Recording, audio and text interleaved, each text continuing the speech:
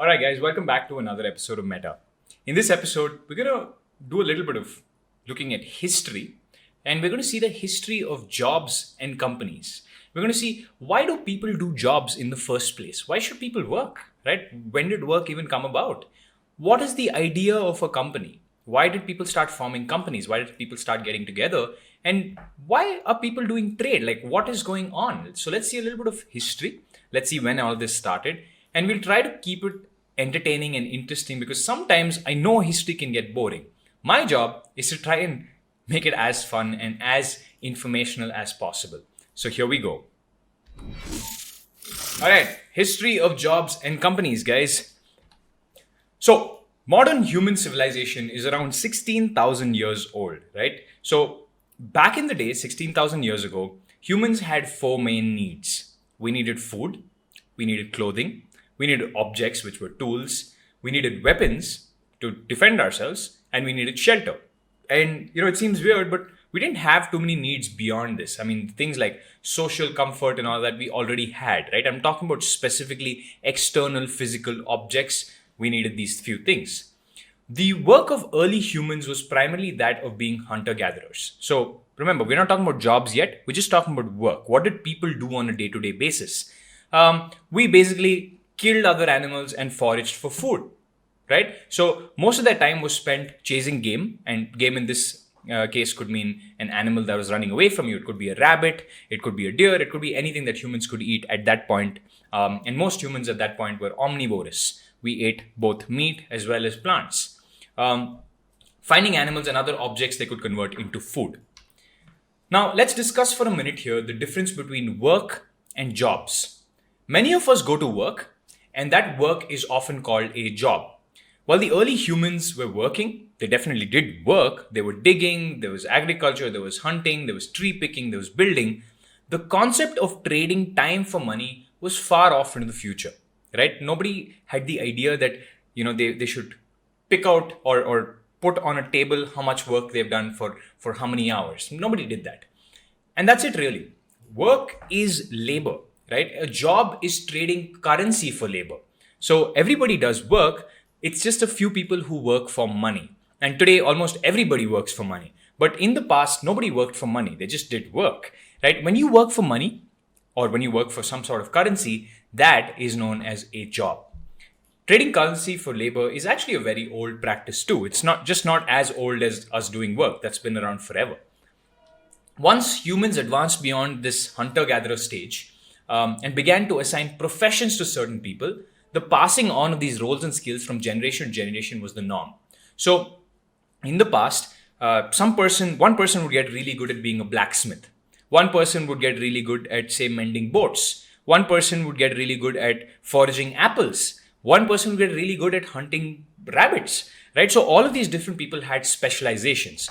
And one of the only ways to learn at that point, this is even before the inventions of school and colleges, one of the only ways to learn at that point was to be taught intimately, right? Which is somebody sitting down with you on an everyday basis, teaching you how to do things. And most likely this happened in families, right? So a father would teach his son or his daughter, or a mother would teach her son or her daughter how to do something, right? And this is the only way skills were passed on.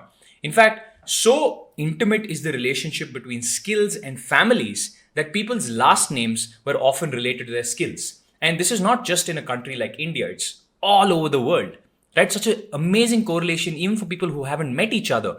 Different civilizations changed their last names to signal what they were good at, right? So you can see here in this map on the left, there were people who were smiths, millers, there were priests, there were imams, there were bakers, there were landowners, miners, sea warriors.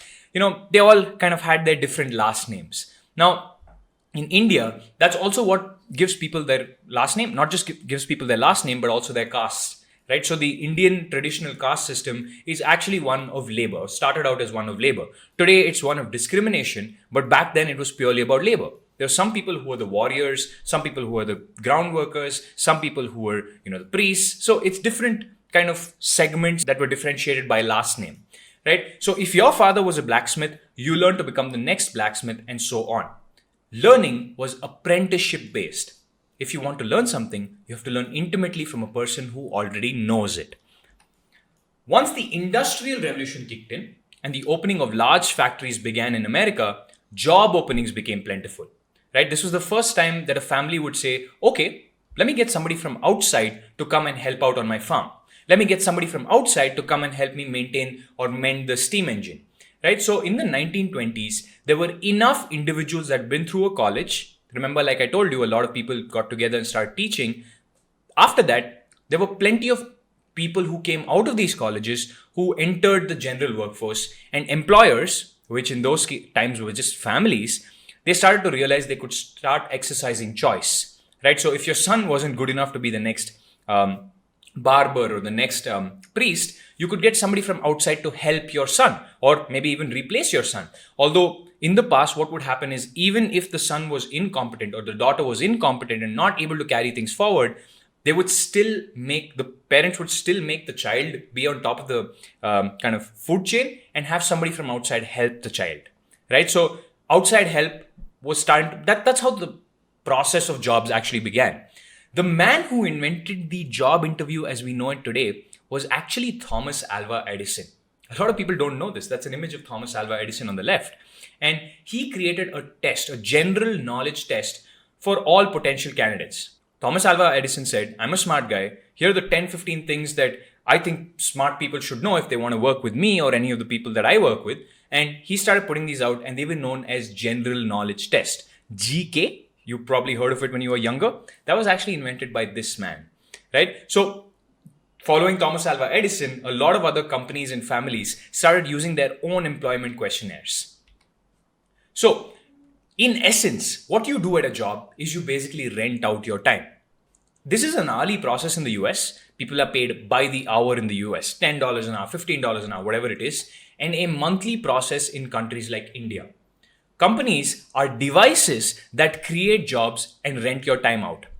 This is a very crude way of looking at it, and it's not my most favorite way of looking at it, but it is a good analogy. You are like a DVD, right? You as an individual are like a DVD.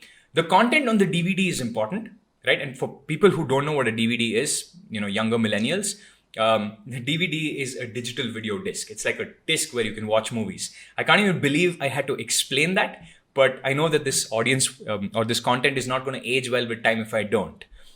The content on a DVD is important, and you are borrowed for a small period of time. So somebody is renting your time out. The more content and capability you have, the longer you can be rented and the higher price you can demand, right? It's just like somebody who was a blacksmith who was very good and could do multiple different things was paid more than a blacksmith who wasn't good at what they did, right? Never forget at any point that when you work at a job, you are a product. It's not inhuman to think that you are a product, but you are selling yourself or renting yourself the same way a DVD is rented or the same way anybody can rent a car. It's exactly the same thing, right? So if you want to be in a stable job, and there are no problems with being in a stable job, focus on becoming the best product you can be for those 8 hours a day. And not just as in the skills or the value you can contribute, but also the way you present and package yourself. Entrepreneurs are a bit different. We'll talk about them much later, especially in the next episode. But this is what it's about, right? So coming back to kind of the summary of this episode, we've spoken about how jobs came about, how it's different from work. In the next few episodes, we're going to talk about companies, we're going to talk about businesses, and we're going to talk about the history of currency called money.